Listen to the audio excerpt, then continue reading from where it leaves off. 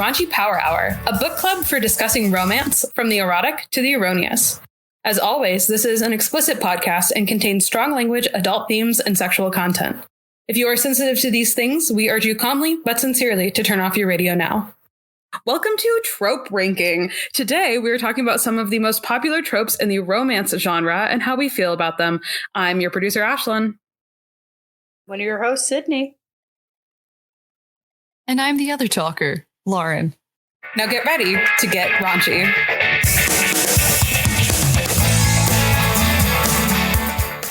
Sydney, I have a question to ask you. And I can maybe rate how good that question is, depending on how good you ask it. Feel about the Omegaverse? How do I feel about the Omegaverse? You heard me. So, I'm going to out myself. When I was a teenager, I enjoyed it. Now, as a grown woman, I do not. I'm somewhat ashamed to admit that I enjoyed Omegaverse stuff. Am I your alpha, Sydney? Oh no.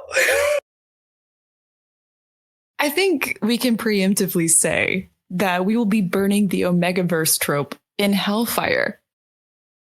Wouldn't you say? I'm so embarrassed right now. I wish you could see how red my face is.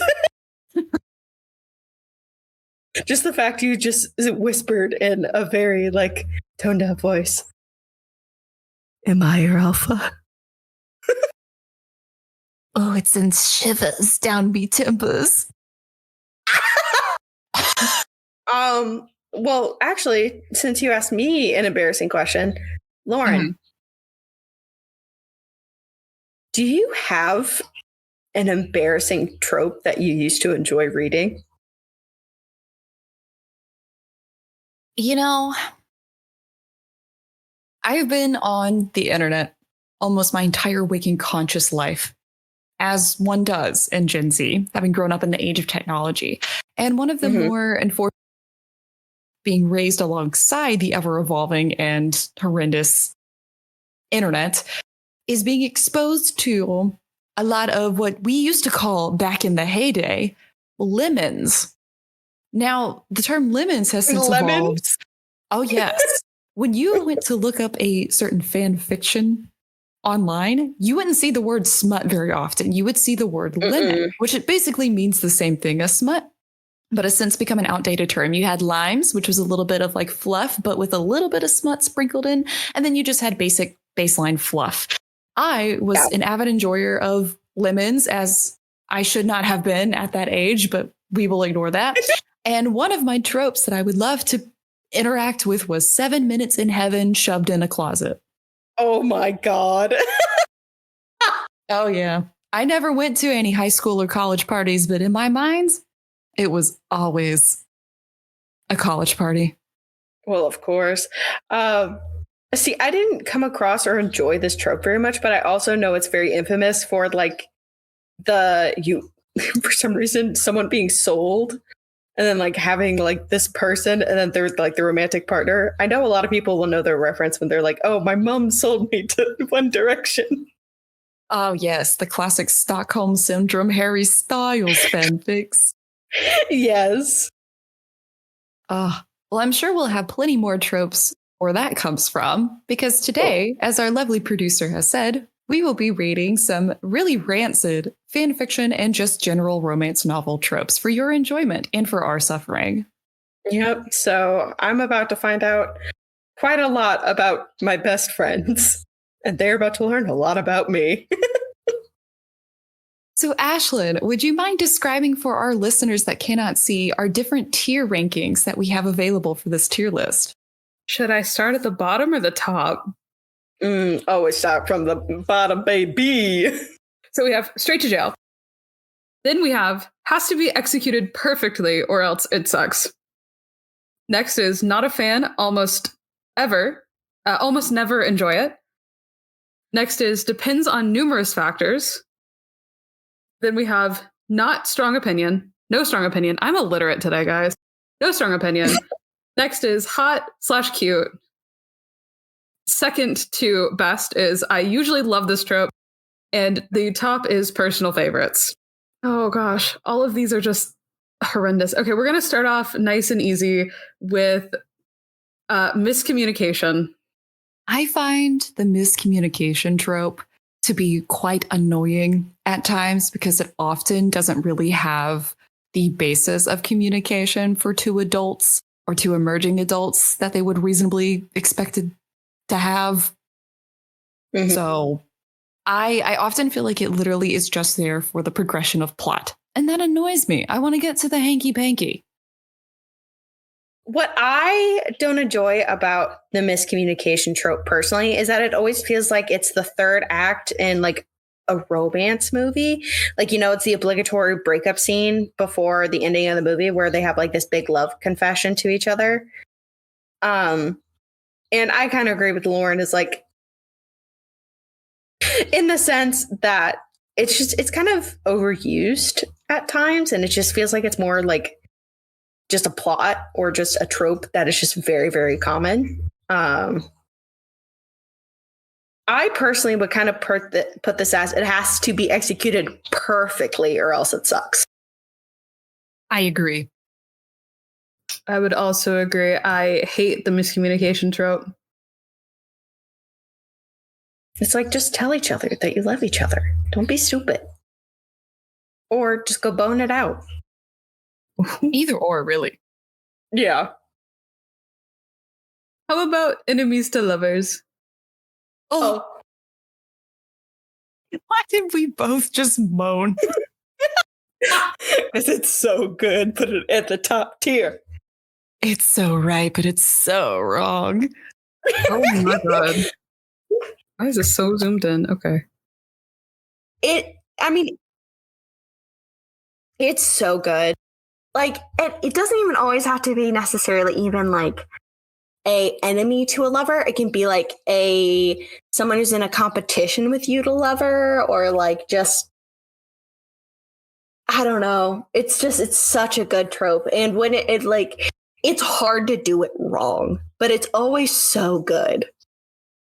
There's just something innately attractive about being so objectively desirable and interesting to somebody that their hatred for you turns into eventually begrudging respect and admiration, and then into this person kind of does it for me.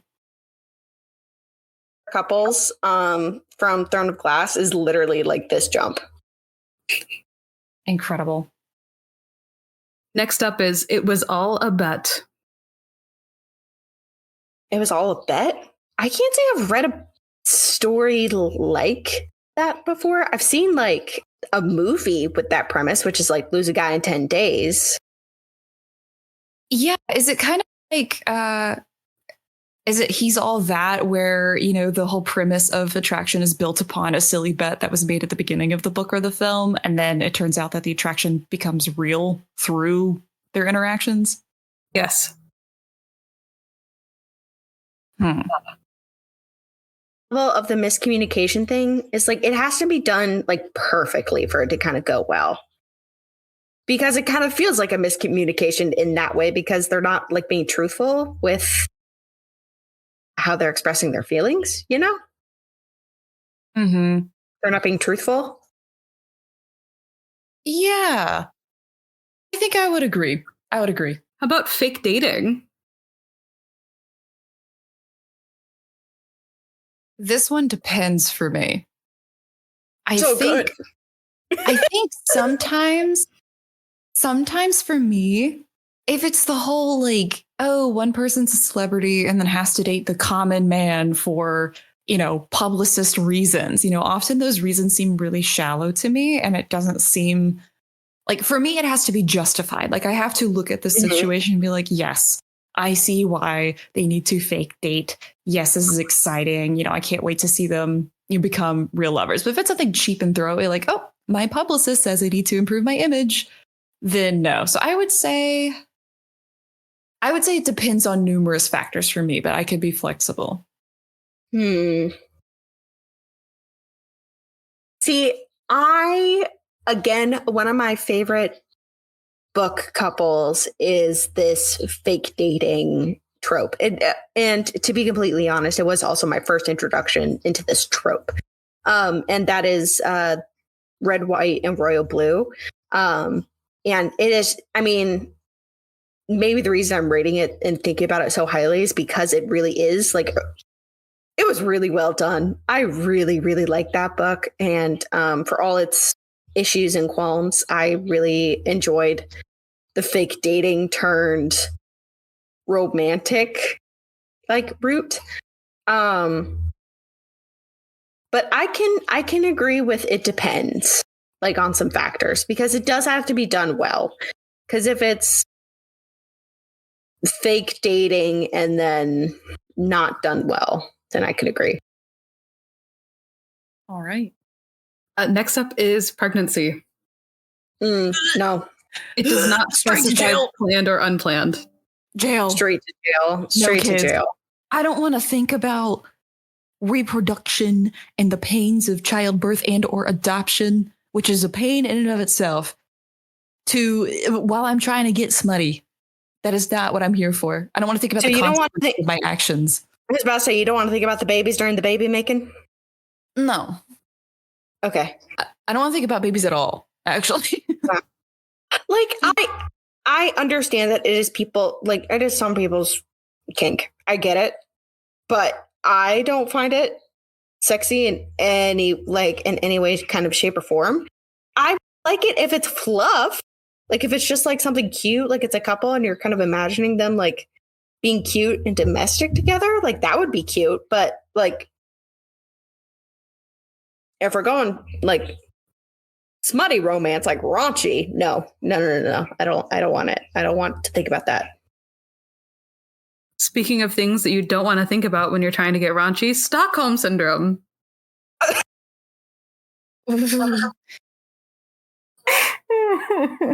You know, if it's on AO3, I'm going to automatically assume the caliber of said Stockholm Syndrome is not the basis of I got kidnapped by One Direction, right?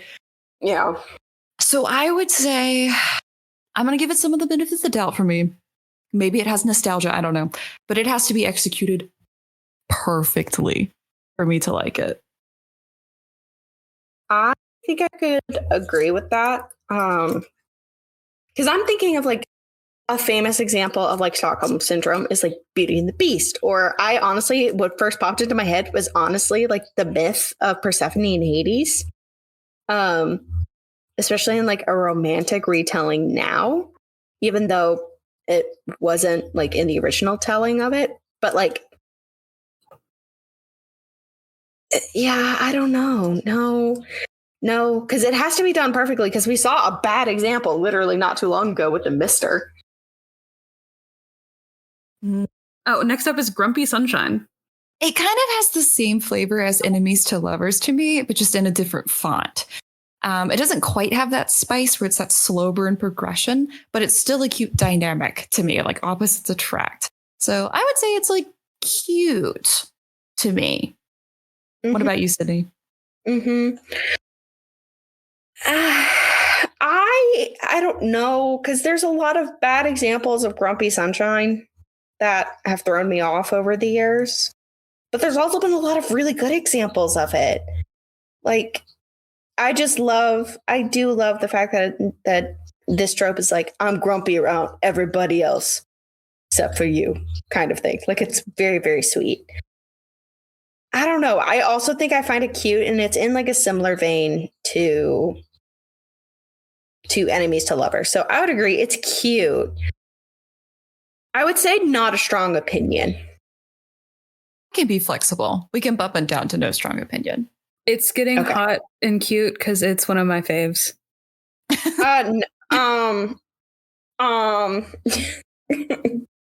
Producer has laid down the iron fist. Producer has spoken. Well, because I would put it in personal favorite, Sydney would put it in no strong opinion. So really, hot cute is the neutral space between those. Yeah. Okay. That is true. Best friend's brother. No. All I can think about is the Nickelodeon song. No. Hear me out. Lauren, no. Absolutely not. With a best friend with an older brother, absolutely not. Hear me out. No. No. The kissing booth grossed billions of dollars. No! No! Are you telling me you enjoyed the kissing booth? What? Lauren? No. Next book we're going to read. Lauren, no. Is that a book? I thought it was just a bad movie. If you can read the Omegaverse at age 12, I can have the kissing booth. Oh, shut up. We can put it in not. I also was a 12 when I read it, I swear. Uh-huh. I'd be okay. Yeah. I'm mostly joking. I'd be The okay with Kissing not a Booth fan. Is a 3-part book series that originally started on Wattpad. Oh, God. Also, I'm sorry. Also, I'm sorry, Mom, if you're listening to this. She does listen. She is one of our listeners, by the way. Oh. Hi. Where's best friend's brother going? I would be okay with like not a fan, almost never enjoy it. I was mostly joking, unfortunately. Mostly. Lauren! Next is Star-Crossed Lovers. No. Hey, I don't Hunger care. Games is Star-Crossed Lovers. They were star-crossed lovers. They had to learn to trust each other. That's not what Star-Crossed Lovers is. I'm thinking of Romeo and Juliet. Right. And That's not what Star-Crossed Lovers is. And what's star-crossed lovers? Lovers that like can't be together because of things. Oh, that's very descriptive. I'm looking up the album. The album, good job, Ashlyn. English is a good language. 2 people who care deeply for each other. However, their love is doomed by the stars and they cannot be together. Well, that's not Katniss and Peeta in Hunger They Games. call them star-crossed lovers because they're in love, but only one of them can come out of the arena. Yeah, but that's not what they are, though, because she doesn't actually love him. Spoilers for Hunger Games in the first book. It's been 10 years. The book came out 10 years ago. I know, and it makes me feel old because I remember reading that in literally 6th grade. Is Star-Crossed Lovers, though? My favorite novel, Song of Achilles by Madeline Miller. Oh, true. That book, granted, I understand it is a cut above the rest, right? In terms of Star-Crossed Lovers fanfiction trope. That shit had me crying when my landlord busted in on me to show my apartment unannounced to a prospective male tenant. And I was sobbing my eyes out in like a condiment stained t-shirt, looking for all the world like I had just been punched. Yeah, I was traumatized, but I was in the midst of reading how fate was tearing them apart. So for me, yeah, I usually love this trope. Okay. So my story for how I finished Song of Achilles is that I was reading it in the bathtub because that's my favorite place to read, apparently. And my partner was sitting on the couch and he was playing some video games, and I ended the book and I was like draining the tub, but I got out and I put on my robe and I like walked into the living room, and he like looked up and saw that I was sobbing, and he was like, "Oh no, what happened?" And then I told him the ending of the book, and then he started laughing at me, and I asked him why, and he said, "Because you kind of look like a wet dog." And I was like, "Thank you." Next is I Hate Everybody But You. One of my favorites, I gotta say. I know, I was about to say. It's so good. Literally, again, it's a different couple from Throne of Glass. Love them. Like LD and Lachlan. Oh my god. Lorcan. It's phonetic. Elide and Lorcan. Yeah, Elide and Lorcan. How do you butcher my favorite couple in that book? I'm dyslexic. I love them. They are my faves. I know they are. They're my favorite too. I love them together. Enemies to lovers, I Hate Everybody But You, and Grumpy Sunshine. Mwah. I know. I would say Aelin and Rowan are also kind of enemies to lovers. Nah. We'll get to what they are. We'll get to what they are. Okay. Next up is Slow Burn.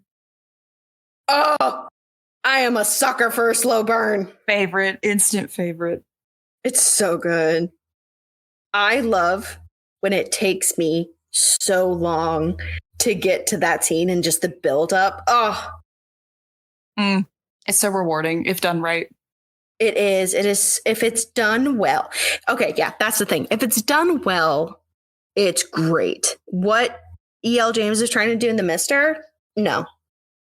Next is Fast Burn. No.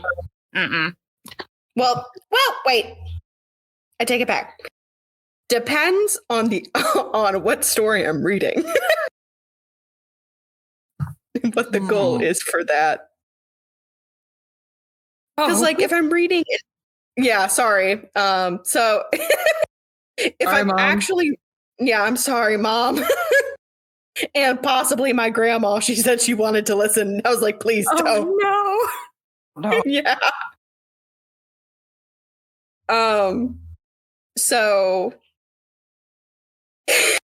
So it depends. Because like sometimes I'm like, yeah, just get down and dirty with it. But it depends on what outcome I'm reading the story for. It would be okay putting it in like not a fan, almost never enjoy it, but I'm willing to give it. I've never experienced a truly good fast burn, so I'm willing to give it that benefit of the doubt. What about depends on numerous factors? Because it depends on numerous factors. But I have never encountered a factor in which my opinion changed. Lauren, do you want me to send you some links? Listen, I've got enough. I've got so many bookmarked. As I say, well, you could argue that what we're reading now is a pretty fast burn. I mean, I don't know how you feel about where we're at with that book. True. All right, I'll compromise, but you owe me a compromise. Okay. Oh, God. Next up is Arranged Marriage.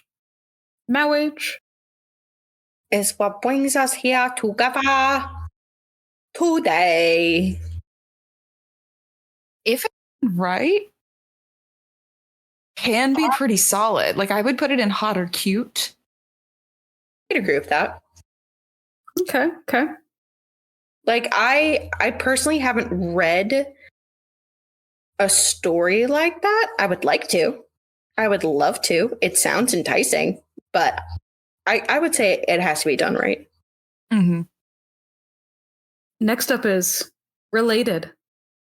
Oh, what do you mean? What do you mean? Sorry, step bro. Can you help me out of the washing machine? This isn't a beach. This is a bathtub. Right to jail. I cannot perpetuate Alabama stereotypes. No, I can't do it either. Like, there's no... Okay, but Ashlyn, how do you feel about it? Because you're a huge fan of House of Dragon. Oh, throw me under the bus like that. I'm going to. Going to. It's okay, Ashlyn. I will stand by your side. Thank you. It's not that I'm into it for them. I'm into it for me. You're into it for Damon in a white wig. Exactly. It's not that I want Rhaenyra and what's his name? I don't know, Damon to be together. I want to be Rhaenyra. And I want to be Matt Smith, but I want to be Rhaenyra. So true. But also, I would send myself straight to jail for how often I root for Damon and Rhaenyra. Oh, so fair. My love for Damon's character in House of Dragon has quite literally caused me to make an agreement with Sydney that I am not in charge of my own love life if I get enough vetoes. Actually, I don't like Matt Smith in general either. I hated him in Doctor Who. But that is because I am a tenant girly until I die. Ashlyn, I'm sending you straight to jail. What? Let me How defend could myself. you? Let me defend myself really quick. 1, I'm a tenant me tell girly you until I die. 2, I did not like Amy Pond. Therefore, I did not like Matt Smith's season. We're killing Lauren right now. You've murdered her, Ashlyn. Yeah, down she goes. Rough. Oh. Hey, that would also be a related one. Matt Smith and Amy Pond. We should Lauren move gets on it. before I quit. Are they related? Yes. I haven't seen Doctor Who. Well, technically, they're not related. Okay. Lauren knows. Next trope. Ships Next that trope. happen because of fan service. No. That honestly ruins some couples. Yeah. I would say it has to be executed perfectly. Because most fan service is rancid, but there is the occasional, one that is justified. One shipping that's like, okay, I could see that being a valid ship. There's one example, and I know I'm going to get roasted in the comments if I say it. Say it. Go for Be it. brave. Be bold. I think Raylo was fan service. Did not see any chemistry between either of them. I didn't know they were even romantically interested in each other. Don't disrespect my grumpy sunshine. Listen, you just dragged my man through the mud. I never said I didn't like Kylo Ren. I never said anything like that. I just said I didn't see it, and I thought it was fan service. I'd agree with that. Rey had more chemistry with BB-8 than Kylo Ren. Damn. Hell, they try to set her up with 3 different guys throughout those movies, and this is just a commentary on Disney and how they've handled the Star Wars franchise, because I get actually upset about how they've dealt with it. But they first try to set her up with Poe, and then with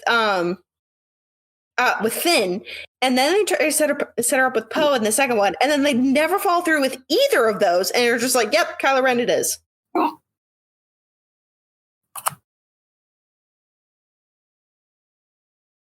Tell me I'm wrong. Tell me I'm wrong. Silence is so loud.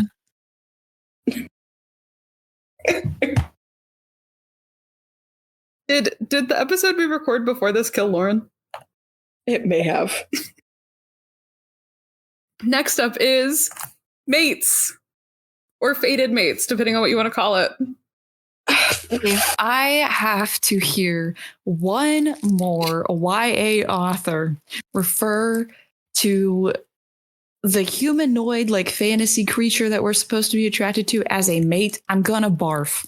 Lauren, we're in the same boat again. Yeah, I can agree with that. It's a little bit too close to a megaverse for me. I don't know.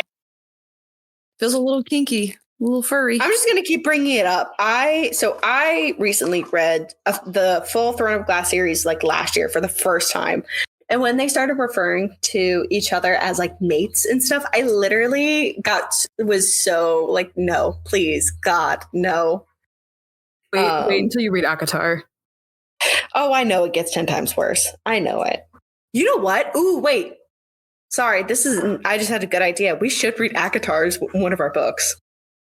Okay, here's the thing. The third book in that series made me sob, ugly cry, sob. I'm not talking about the whole series. I'm just talking about the first books. And then the first book is nothing. Oh, really? Okay. I mean, it's good, but there's not a whole lot of... Lauren, where did you find some of these? Oh, I didn't put these in here. I just typed in tropes, and this is what it spewed out. Can you guys see my screen at the moment? I can see your screen, but they're They're just blocks and very small writing. Okay. Noted. I'm trying to find the one that I read a second ago. Oh, here it is. Can you see that? No. Oh. Okay. For listeners, it's one of the options is the potential threat to the relationship ends up being homosexual. Where we ranking that one, girls? So, well, I have a quick question, and we need to figure this out. So the threat to the relationship, is it like someone's jealous and they're like, oh no, I'm jealous. But then they're like, oh no, you don't have to be jealous because he's gay. Yes. Correct. I don't think I would ever seek that out, but also now I want to. Do, honestly. That's a vibe. I would put no strong opinion just simply because that just seems funny. No, yeah, and since we've never seen it in the wild, I'm sorry. I love that though. It's a better version of miscommunication. It's so true. Okay, next up is power imbalance. Example: student teacher. That is straight to jail for me. Remember when I bargained for that compromise? No, Lauren, I love you. No, Lauren, please. Lauren, I love you. Hear me out. No. I'm hearing, baby. We are going to take all of the underage implications out of this. Okay. We have two adults. One is a professor. The other is a 20-something student. Does that change things? So we're adding love hypothesis to the... Love hypothesis. Because I love that book. So here's the reason why it's a straight to jail for me. I don't like a power imbalance in this way because it feels like the person who's in control is always like typically the dominant one. And they're dominant not only in the fact of like sexually, but they're also dominant in the relationship. Like they're in control of, like, say it's a boss and someone beneath them. They're in control of them, but also for their income, which is what I have an issue with. Or say, for example, you're 20-something-year-old and you're a professor, and that professor is in control of someone's grade, you know? And then, like, if you end up in a relationship with that person and you're like, oh, but, well, I feel like I can't leave because then my grade's going to suffer and I'm going to fail this class, but I can't fail again, or so on and so forth. That's very valid. Yeah, that's my reasoning. Lauren, may I raise you? This do be AO3, and the story usually never goes to the depths of like, yo, my financial security is heavily dependent upon the person I am sleeping with, which we all are thinking out in the back of our minds. So true, so true. However, when it's 3 a.m., I'm 2 glasses of wine deep. And I want to sink into something where I am no longer the person that's in control of my life, and I have this dark, debonair man or woman directing my choices for me, and also happens to be academically intelligent in a subject that I'm really passionate about. Sometimes I want that. Lauren, I'm with you all the way. Thank you. Can I cash in my compromise to place this in? Has to be executed perfectly.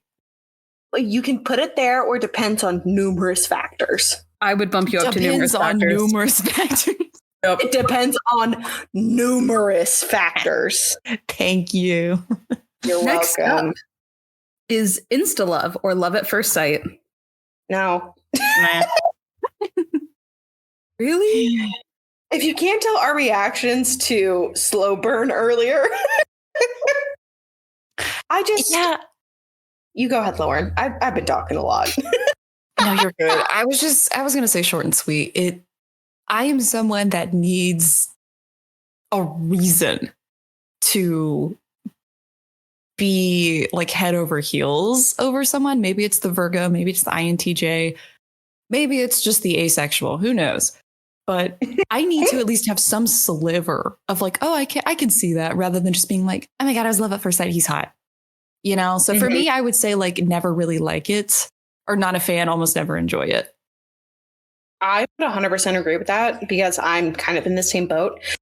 I need a reason for why these characters actually find each other attractive, because I'm also, I believe the term is demisexual, right? When you're like, you don't really have feelings towards someone until you like know them.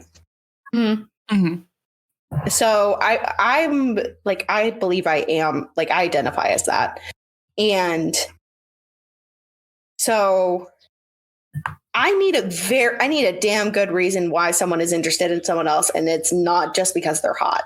Okay, next up, good girl / bad boy. Ooh. Also followed by good boy / bad girl. Oh. Neither of those are something I would reach for. However, I think both of them could be cute. Like, I have no issues or qualms with both of them. I'm not a huge fan of bad boy, good girl. I would love to try something where it's good boy, bad girl. See, for me, good boy, bad girl gets really like into manic pixie daydream kind of girl. territory. Oh, true. That's such a good point. Like paper Because what- towns. Oh, yeah. Because see, what I was thinking is like basically gender bend of Danny and Sandy from Grease. Mm. Because I don't like Danny and Sandy in Grease, but a gender bent version of that, I think that'd be cool. If Sandy were in those tight leather pants for that entire movie, then we'd have bad Sandy. Did you know she literally had to get sewn into those pants for that scene? Yeah, my mother I guess she still is, a huge fan of Grease. So my knowledge of that movie, even though I haven't seen it, is vast. Ever? I've never seen it all the way through. You know what? You're not missing much. Have you seen the Fever Dream ending? Fever Dream? Yes. Have you seen Sandy in those tight leather pants? Everyone has seen Sandy in the tight leather pants. Yes. It's what they show newborns in the hospital. What? You heard me. No, okay. Next up is hey, you guys didn't place these. True. Oh, not a fan, almost never. Both of them? Yeah. Next up is domestic. Look, I am currently in an active hot pursuit of a PhD. There was nothing about my life that I want to be domestic. That's just me. The book I'm reading right now, I would consider has a domestic aspect. Oh, for sure. And I like that. It has to be perfectly executed or else it sucks. Fluff. Yeah. I love fluff. Love fluff. Angst. I love angst. It hurts good.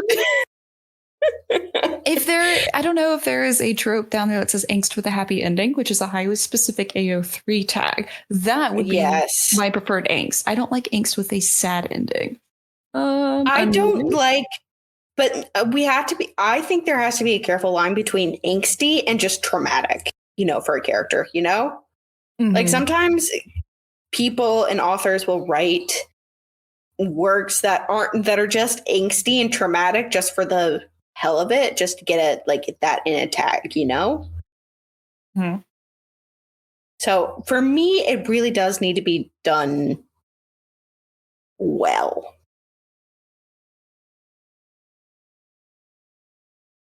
Now, have I dabbled in inks before? Yes. Yes, I have. I have read numerous angsty fics in my day. How about coworkers? I'm showing what era of the internet I was at. I dig it, kind of, because it feels like you guys are on the same playing field. You guys have the same interests, and like you obviously spend a lot of time together. And the reason I keep saying all this is because, in a way, I was a part of the Sherlock fandom, and I know. Oh, Too, it's okay. You're in a safe space. I was part of the fandom, but I wasn't part of that fandom. I was a part of that fandom. What? You're not in John Locke land? I was saying you're not John Locke. So I will say that I read like the legit like Arthur Conan Doyle books. Hey, you don't need to sound educated here. I did too. I'm not saying that to sound educated. I'm saying that when you have that idea of those characters and then watch the show, it doesn't vibe the same way. Oh, okay. So I watched the show first and then I read the books. You don't get that idea after reading the books. But I'm not basing this fan fiction idea and this trope off of the books from Sir Conan Doyle. What? That's a soundbite. It will be. Yep. Sir Conan Doyle. The drunken slurring of Sir Arthur Conan. You know, I visited 321B Baker Street. Oh, I love that for you. Yeah, I visited it. That actually was his apartment number. Like that was actually like Conan's like apartment number. That's where he would go and write. Are you calling him Conan? I am now. That's his middle name. He's a great late night host. Anyway. I'm glad this is our bonus episode. Oh my god. Okay. Next up is secret relationship. Oh. For me, it depends on numerous factors. I can agree with that. Numerous factors, huh? Mm-hmm. Next up is... Oh, go ahead. Oh, go ahead. Sorry. No, you go ahead. I was just gonna say you need a damn good reason to be hiding that relationship. I same way. In the same way. You need a good reason. Next is love triangle. A true love triangle. I was about to say, if it's a true love triangle, then yes. Whatever the fuck is going on in Twilight or Hunger Games. No. Yeah. Like a good love triangle when it is done well. So I guess I would say for me, it has to be executed perfectly, meaning that it has to be an actual love triangle, which you don't see very often in fan fiction. Mm-hmm. It has to be done perfectly for me too, but it means that they end up as a throuple. Incredible. Why can't they all just love each other? Honestly. Next is childhood best friends to lovers. No. Boring. Boring. Fuck Gale. I've been traumatized by Gale. But that, okay, so Hermione and Ron. Okay, so when I'm imagining childhood friends, I'm imagining like you've known each other since you were like 6 years old. Hermione and Ron is like they met like in middle school to high school. That's not really childhood. They were 12. Yeah, that's middle school age. It is. It is not one of my favorites, but I do listeners, if I have not said this already, I am a casual enjoyer of anime. And there, sometimes in shoujos... Lauren, can you say that again? Can you say it again, Lauren? No. Sometimes in shoujos, there is the very popular trope of childhood best friend. They get separated for whatever reason, and they come back together in adulthood to like reconvene, settle some old differences and see how much they have changed or grown together in their absence. And I think that can be heartwarming. So for me, I would say it is cute, but I also do not have a super strong opinion if you would like to go lower, Sydney. We're going lower because if we're talking about books, like let's keep it into books, into fanfics. You know that the main girl is not going to end up with her childhood best friend when this new hottie comes to town. No matter how hot he gets from childhood, they never end up with the childhood best friend because either A, they blow up your little sister, or B, they imprint on your newborn baby. I'm sorry, are you implying that Bella and Jacob were childhood best friends? She literally says that. She lived in Fort Washington when they were kids. And then Bella's mom and dad got a divorce. Hey, and then she left. Resident Twilight expert in the house. Okay, I'm so sorry.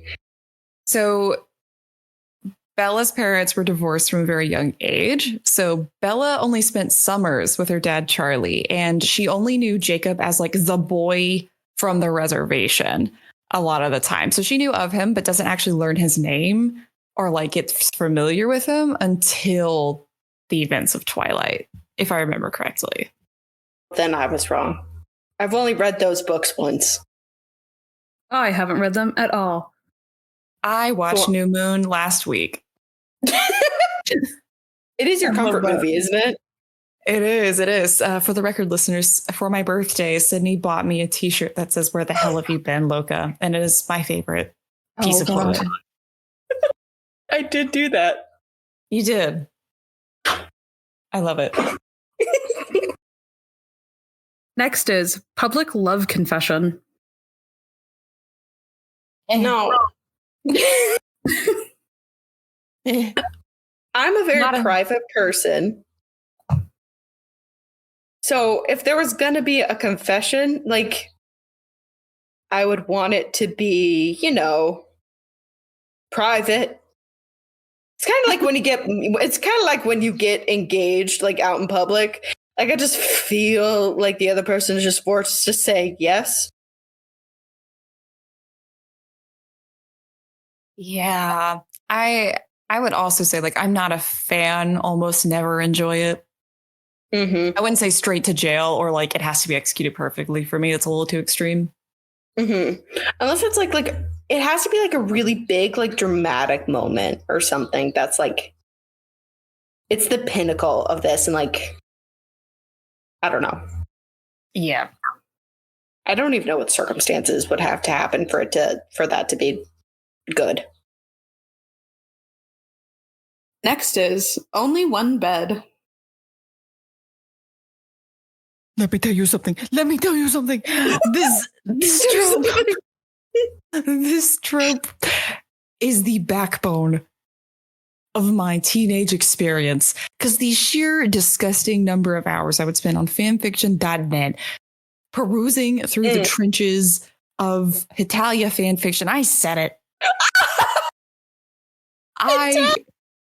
Only One Bed just sent me into orbit. And that is probably the reason why I can only ever live alone, because I think is one of my favorites personally. Girl fixes guy's tie. Oh, wait, no, I didn't get my opinion on One Bed. I'm sorry. I thought we were all just personal faves of One Bed. Well, I am. I will say the exact same thing. So funny enough, I never actually created an account for fanfic.net. That was my main site that I went to. I kind of do wish I had created one, but I was so worried about like someone finding out that I had an account on there or something. Sydney too. So I never created one because I was so scared. And then I found out about the privacy version on the internet. Can't believe I'm the only one in this group that was always loud and proud about my disgusting little habit. I was so scared. There is one Percy Jackson fanfic I'll never get back. I'm trying to think if I ever read Percy Jackson one. I don't think so. Anyway, back to one bed. Yes, Pinnacle. It is literally like, it is such just a common and good, like, you know what's about to happen. You know what's about to go down. You know it. You know it. You know it. You know it. Next up, girl fixes guy's tie. Is that it? Yeah. No strong opinion. I feel like I don't really see that. He should know how to tie his own tie. Wow. Big baby. Big You guys baby. are heartless. Big Little baby. man. Little You tie your own tie. his own tie. Where? Why do you think I wouldn't? Why would you think I would know? I'm a woman. I don't even have to know how to tie a tie. Okay. I see how it is. One bandages the other up. Ooh. Oh. If it's a sub genre of enemies to lovers, scrumdiddlyumptious. It's really good in like a fantasy setting. Mm-hmm. Like it's after like a big battle and like you thought like the love interest thinks the main character nearly dies and they wake up to them like bandaging them up and like caring for them. Scrumdiddlyumptious. How did you feel about it when Josh Hutcherson bandaged up Kate? Was it scrumdiddlyumptious? It was something. It was a leaf. I did say it had to be done well, and it was good in the fantasy setting. That's fair. I usually love this trope, is where I would put it. Mm-hmm. Also, if you haven't listened to our episode where we read a Josh Hutcherson fan fiction, you should definitely go and listen to that. Definitely go listen to it because it will be posted before this one. Probably. Hopefully. Next up is, let's see. Oh God, some of these are wild. We're going to go with Friends with Benefits. It's good. That is completely based on what we're reading right now for Raunchy Power Hour, though. And it's a good example. So I think my opinion is being swayed. I think if it is done well, I would put it in hot or cute. Okay. I'd agree. Next is, and I'm so sorry, Step Siblings. No! Jail. Prison! I get it. They're not related. So it's technically fine, but it's not. If you're raised as siblings, no. Okay. Hear me out. No, listen. Just listen. Ashlyn. Have either of you seen Clueless? No, Ashlyn. Have you seen Clueless? Yes, No. I have seen Clueless. Okay. You're just interested in Paul Rudd. Okay, but Paul Rudd is technically her stepbrother. However, their parents were only married for like a year and they were both grown when their parents got married.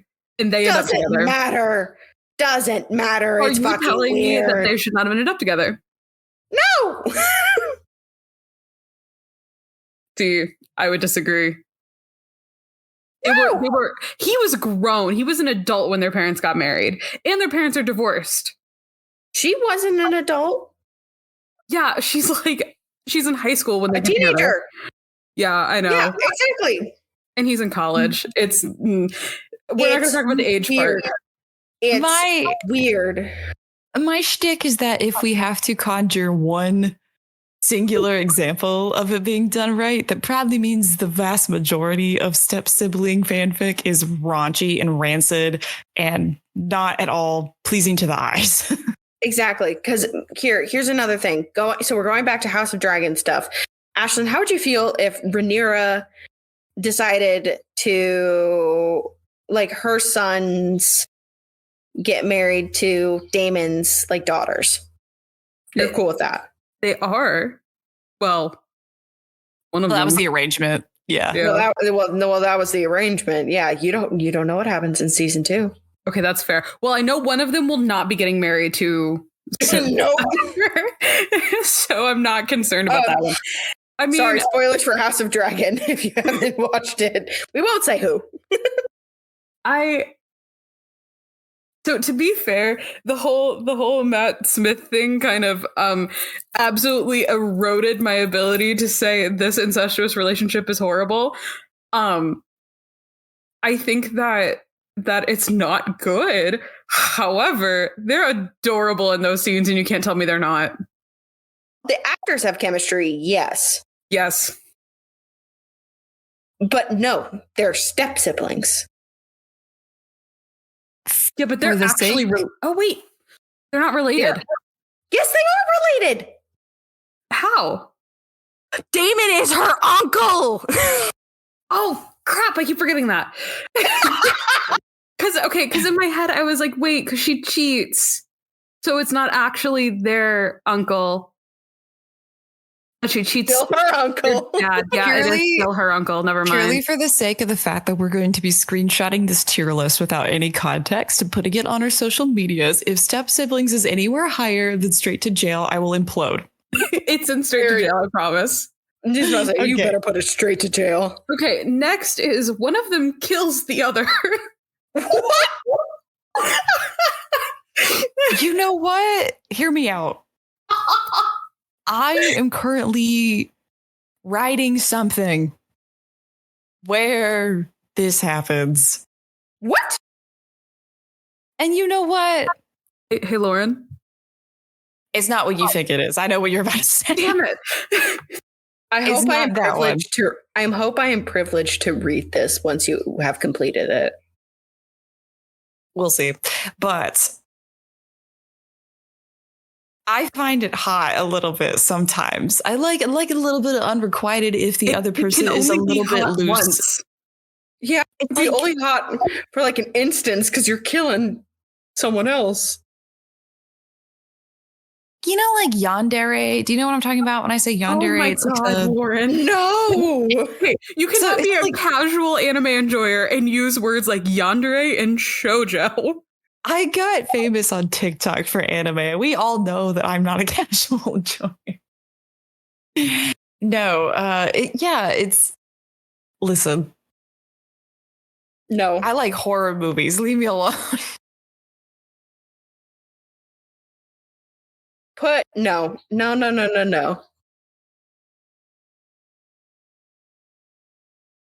It better go straight to jail.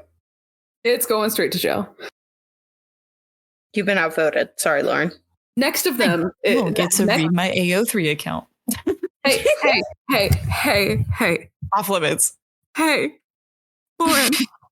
Honey, baby, we can bring this out.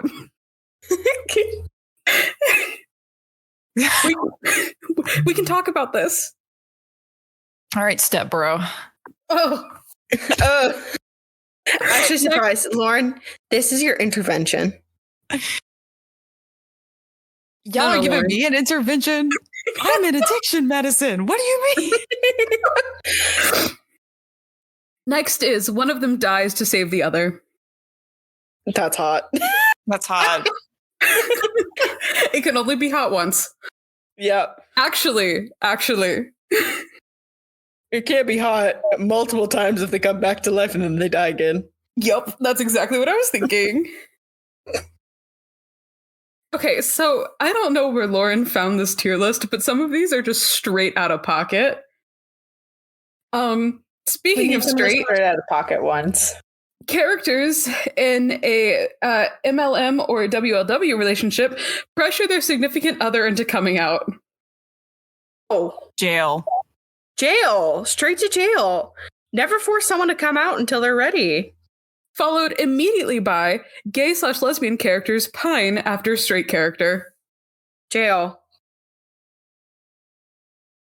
You aren't turning them gay, hon. That's just not how it works. Lauren, you're a little quiet.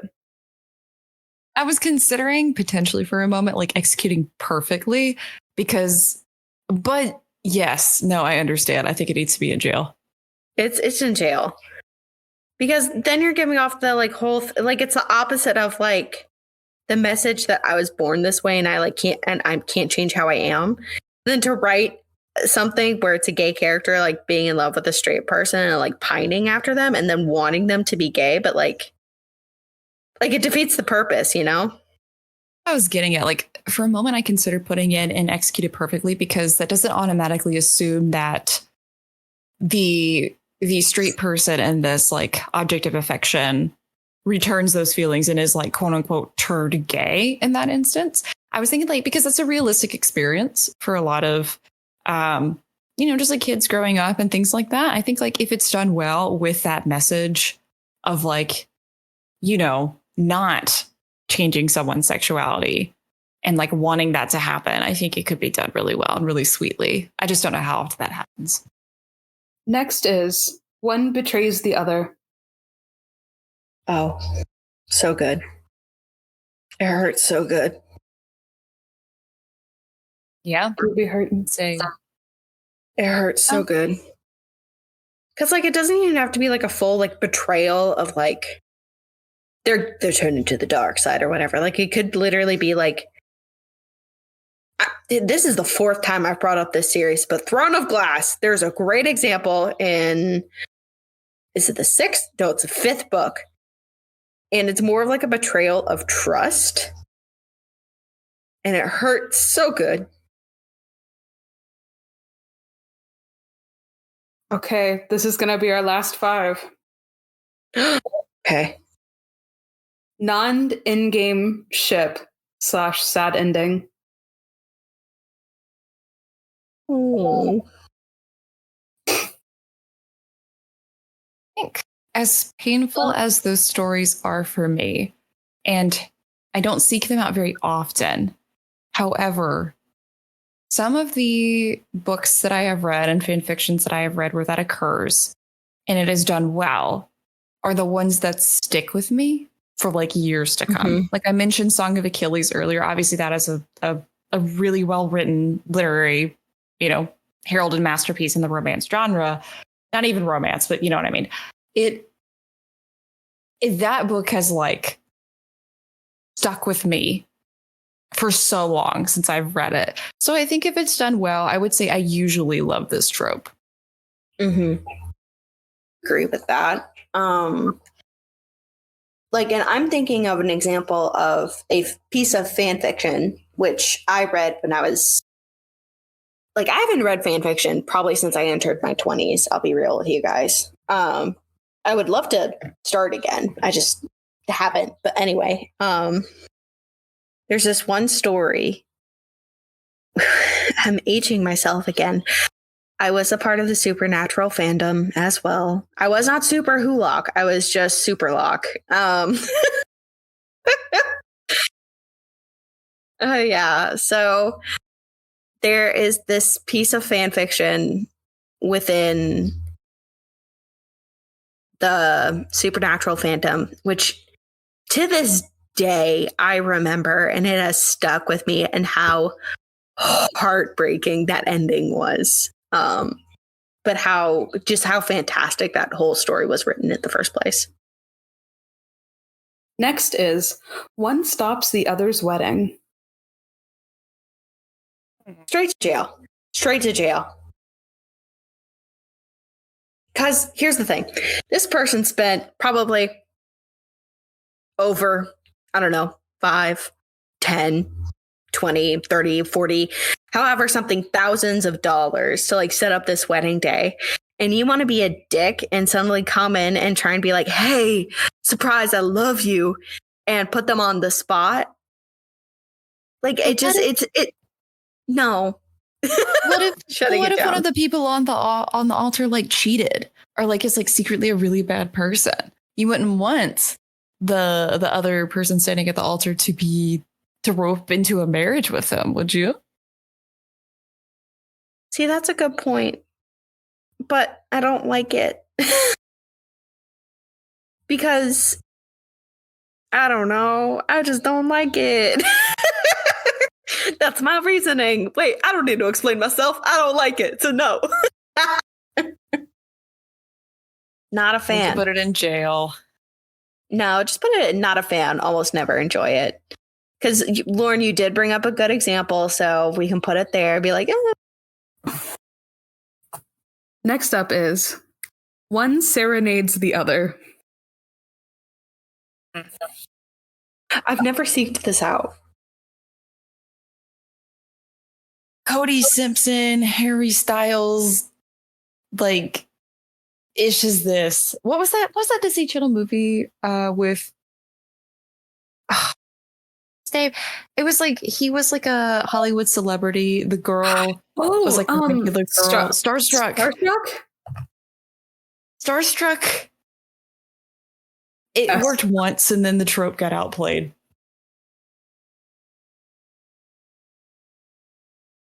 So corny and cheesy. I don't know. I'd be so embarrassed if someone sang to me. So I think because I'm projecting my own feelings onto these characters, I would not personally like it. I'm actually currently in a relationship with someone that like sings, and he has never once serenaded me. And for that, I am grateful. I would be creeped, not gonna lie. Yeah, it's weird. I would hate it. Next is grabs the other's thigh under the table. Yes.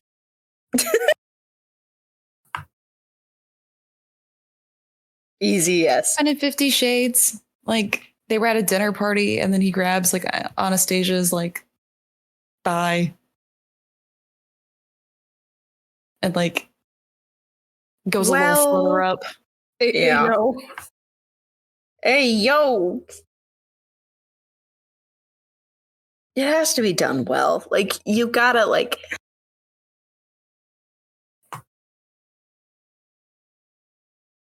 I think it depends on numerous factors. Ashlyn, did you just move that up to I usually love this trope? Well, because I realized that for most of these where we're putting them in, it has to be executed perfectly. We're actually saying that normally we like it, but if it's not done well, it's not good. True, yeah. And so I thought that's where that was going, but I understand depends on numerous factors. Yeah, it's more like depends on numerous factors. Because like 50 Shades of Grey, no, I don't really enjoy that. But like, if it were, for example, again, I'm in my learning how to enjoy fantasy genre era. If they are like sitting at the court and it's more of like a romantic thing where one love interest puts the hand on the other love interest's thigh, I think it's cute. But it does depend on numerous factors. You can't just do it and go willy-nilly.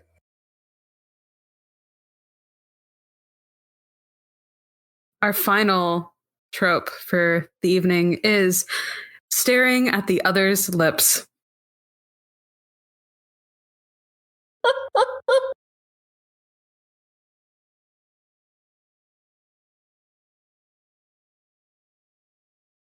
I'm not a fan.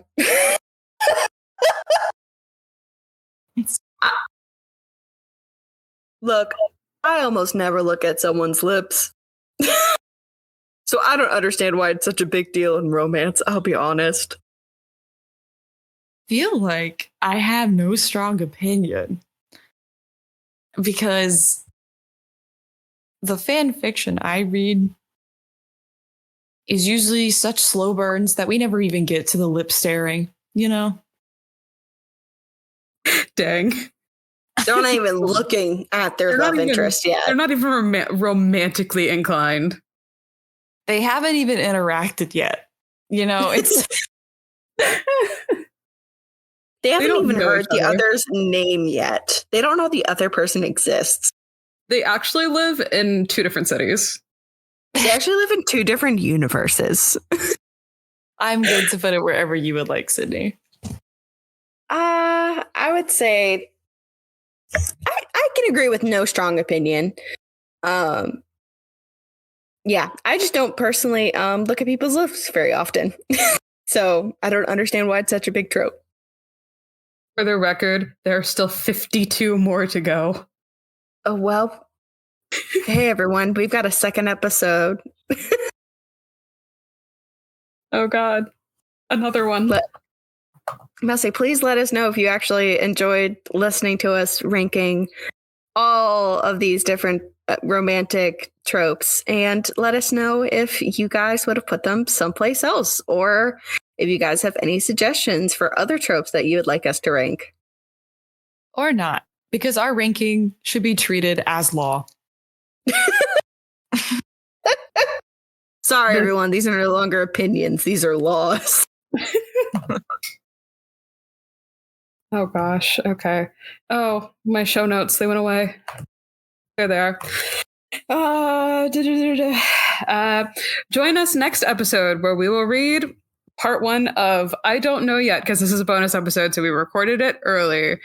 Thank you for tuning in to this episode of the Raunchy Power Hour. Find us on Instagram and Twitter at the RPH Podcast. Send us book recs to our email, raunchypowerhour@gmail.com, or at the link in our bio on any of our socials. As always, stay raunchy.